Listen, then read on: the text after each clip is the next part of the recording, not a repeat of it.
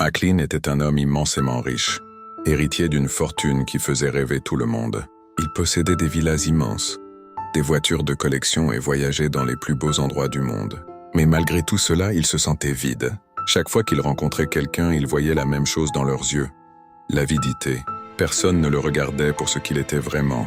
Alors, une nuit d'insomnie, il prit une décision radicale: disparaître sous une autre identité. Le lendemain, il se vêtit de haillons, se couvrit de poussière et sortit dans les rues comme un simple mendiant. Assis sur un trottoir, une pancarte devant lui, il tendait la main aux passants.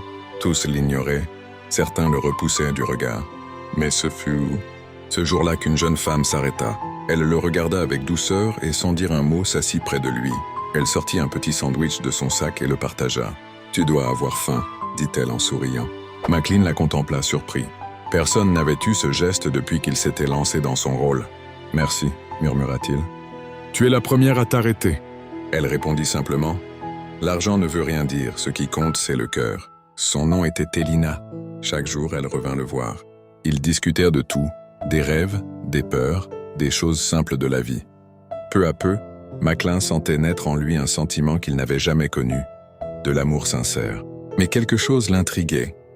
Parfois, au loin, il apercevait des hommes en costume qui semblaient suivre Elina. Elle, toujours souriante, ne disait rien. Un soir, il décida de la raccompagner discrètement. À son grand étonnement, elle entra dans une résidence surveillée, gardée par des militaires. Maclean resta figé. Qui était-elle vraiment?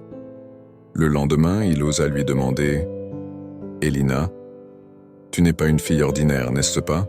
Elle hésita, détourna le regard, puis finit par avouer « Je suis la fille du président, mais je voulais vivre comme une fille simple, sans que mon nom me précède. » Maclean sentit son cœur battre plus fort. Elle aussi avait caché son identité. Elle l'observa alors longuement et ajouta « Et toi, crois-tu que je n'ai pas deviné que tu n'es pas un vrai mendiant? Tes mains ne sont pas celles d'un pauvre, et ton regard n'est pas celui d'un homme brisé. Mais j'ai préféré me taire, car ce que je voyais en toi me suffisait. » Ils éclatèrent de rire, soulagés. Deux âmes s'étaient reconnues, toutes deux déguisées pour fuir les faux sentiments. Lui, l'homme riche qui voulait être aimé pour autre chose que son argent. Elle, la fille du président qui voulait être regardée autrement que comme une héritière. À partir de ce jour, plus de mensonges, plus de masques. Ils décidèrent d'affronter ensemble la vérité et le monde qui les entourait. Leur amour, né dans l'ombre des illusions, devint plus fort que les regards, les critiques et les obstacles. Car Maclean et Elina avaient découvert ce que personne ne pouvait acheter ni imposer, un amour pur né de la sincérité et du hasard.